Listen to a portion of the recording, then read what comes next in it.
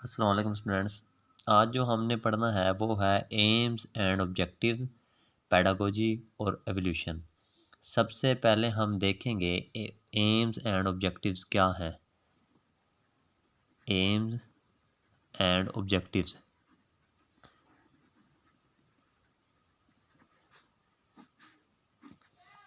दो टर्म्स हैं।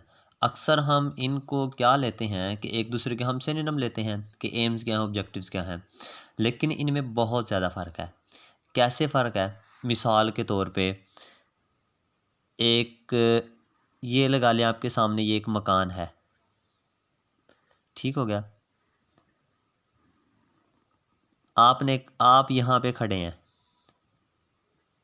और आपने इसकी छत पे यहाँ पे पहुँचना है, तो आपको यहाँ से एक क्या दरकार होगी? आपको सीढ़ी दरकार होगी, क्योंकि आप इसकी छत पे जाना चाहते हैं। अब इस छत पे जाने के लिए आपको कुछ स्टेप्स की ज़रूरत होगी। अब आप फर्स्ट स्टेप पे जाएंगे, सेकंड पे, थर्ड पे, फोर्थ पे, फिफ्थ पे, ऐसे लास्ट वन। इसके बाद आप यहाँ पे अपने उस पे पहुँच जाएंगे, एम्स पर। अब यहाँ पे जहाँ पे आपने पहुँचना है, इसे क्या कहते हैं? एम। आपका मकसद क्या है, आपका एम क्या है, आपने करना क्या है। और जो ये आपके स्टेप्स हैं, जो ये स्टेप्स आप चढ़ रहे हैं, इन स्टेप्स को क्या कहते हैं? ऑब्जेक्टिव्स।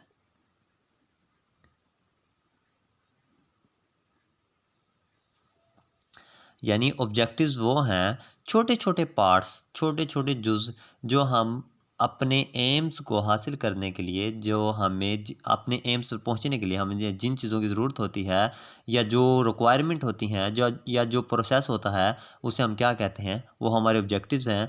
और सारे ऑब्जेक्टिव्स मिल के क्या बनाते हैं? वो हमारा एम बनाते हैं।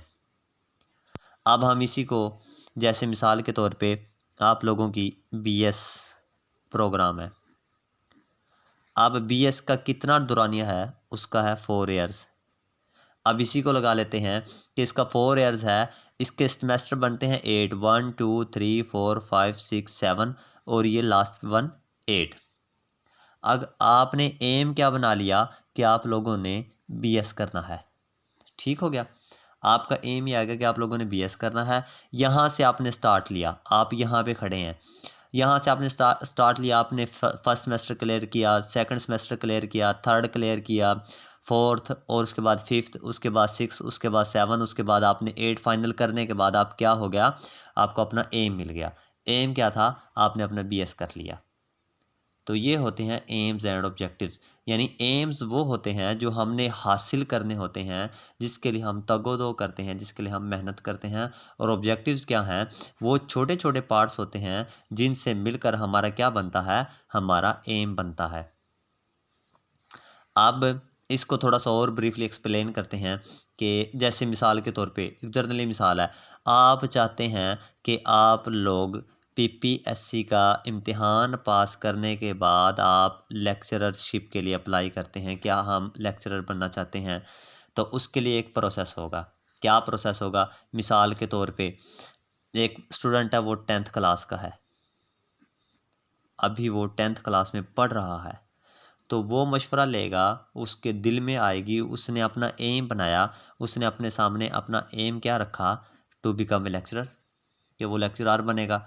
अब वो किसी सीनियर से मशवरा लेगा। सीनियर से क्या मशवरा लेगा? क्या how to I can achieve, मैं कैसे लेक्चरर बन सकता हूँ? अब या तो उसके जो सीनियर हजरात हैं, जो लेक्चरार होंगे, वो उसे मशवरा क्या देंगे कि सबसे पहले तो अपना क्या कर, अपनी 10th को क्लियर कर, ठीक हो गया। उसके बाद वो कहेंगे एफए कर। उसके बाद उसे क्या कहेंगे? 14 ईयर डिग्री बीए कर, या बीएससी कर, या बीएस कर। और उसके बाद क्या कहेंगे? 16 ईयर डिग्रीज, 16 साल डिग्री प्रोग्राम कर। उसके बाद उसका क्या प्रोसेस है? उसके बाद तू पीपीएससी का टेस्ट पास कर। पीपीएससी का टेस्ट पास करने के बाद क्या होता है? उसका इंटरव्यू कंडक्ट होगा, वो इंटरव्यू पास कर। उसके बाद क्या होगा? फाइनल मेरिट लिस्ट लगती है। मेरिट लिस्ट में आने के बाद आपको क्या हासिल होगा? आप जो गेन करेंगे वो आपका एम होगा। अब उसके लिए भी स्टेप्स हैं। अब एम क्या था उसका? उसका एम ये था कि वो professor, he want to become a professor. उसका एम ये था कि वो लेक्चरार बनना चाहता था। और लेक्चरार बनने के लिए उसे जो स्टेप्स से गुजरना पड़ा, जो उसे प्रोसेस से गुजरना पड़ा, वो क्या हैं, उसके ऑब्जेक्टिव्स हैं। ये होता है एम्स एंड ऑब्जेक्टिव्स। आगे हम चलते हैं पेडागोजी की तरफ।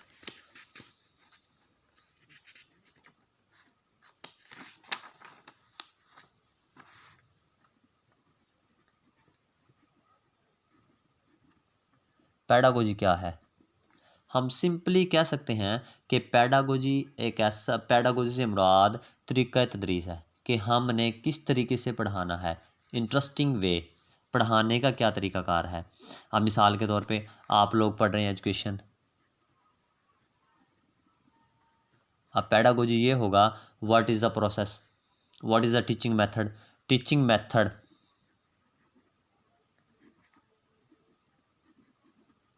टीचिंग मेथड को क्या कहते हैं? टीचिंग मेथड को कहते हैं पेडागोजी, पढ़ाने के तरीके। अब पेडागोजी के काफ़ी सारे हज़ारों किस्म के तरीके हैं, मुख्तलिफ़ तरीके हैं। सबसे जो बेहतरीन तरीका है, आप सल्लल्लाहु अलैहि वसल्लम ने भी सबसे ज़्यादा जो तरीके यूज़ किए हैं वो 3 तरीके थे। 3 तरीके कौन कौन से हैं? एक तो डेमोस्ट्रेशन, डेमोस्ट्रेशन यानी आप सल्लल्लाहु अलैहि वसल्लम कोई भी अमल को करके दिखा देते थे कि ये लें, ये है। उसके बाद क्या है? लेक्चर मेथड, आप सल्लम अपने सहाबा कराम को लेक्चर दे के बता दिया करते थे कि लेक्चर से ये होगा, सिखा दिया करते थे, बता दिया करते थे। उसके बाद क्या है? गाइडलाइन,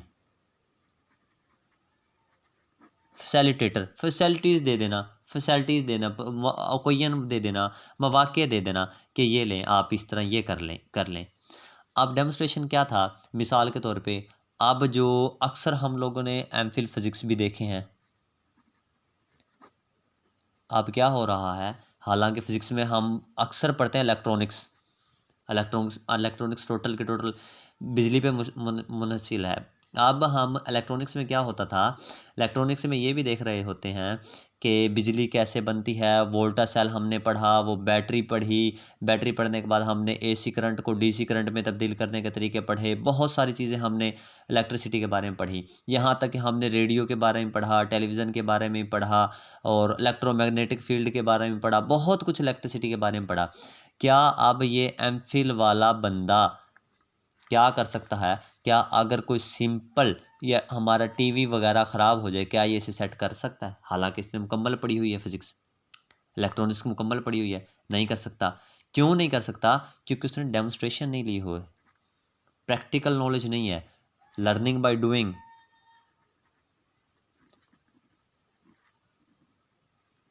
लर्निंग बाय डूइंग सबसे अहम तरीन चीज़ है। जॉन डेवी भी यही कहता है, लर्निंग बाय डूइंग होनी चाहिए, रियलिटी पे मुश्तमिल होनी चाहिए लर्निंग। अब उसके बाद हमारा टॉपिक है, पेडागोजी के बाद है एवोल्यूशन।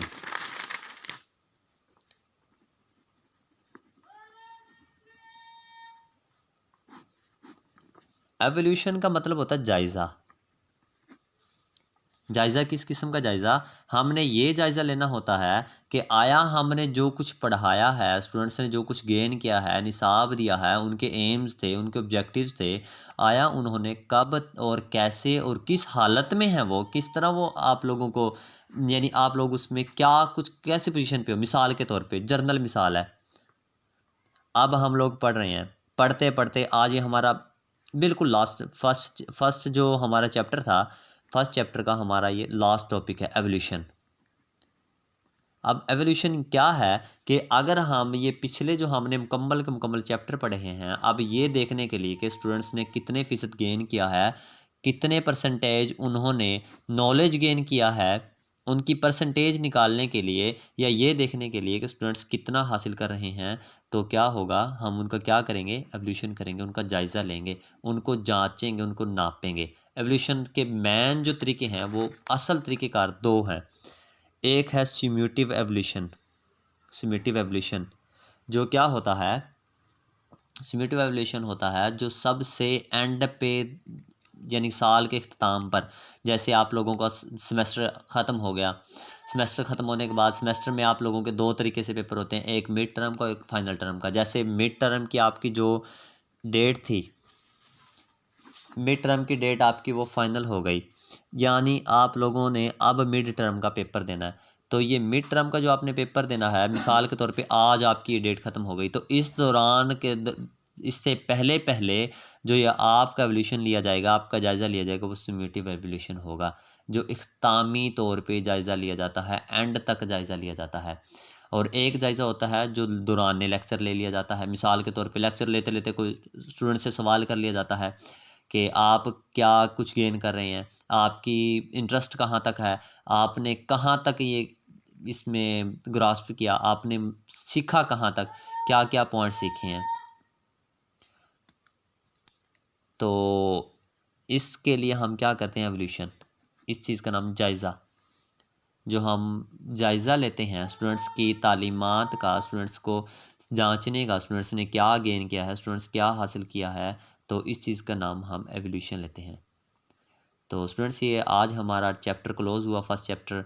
कल से इंशाल्लाह हम सेकंड चैप्टर स्टार्ट करेंगे। अगर इस चैप्टर में यहाँ तक एवोल्यूशन तक अगर किसी को कोई भी किसी भी किस्म का मसला हो तो वो डिस्कस कर सकता है।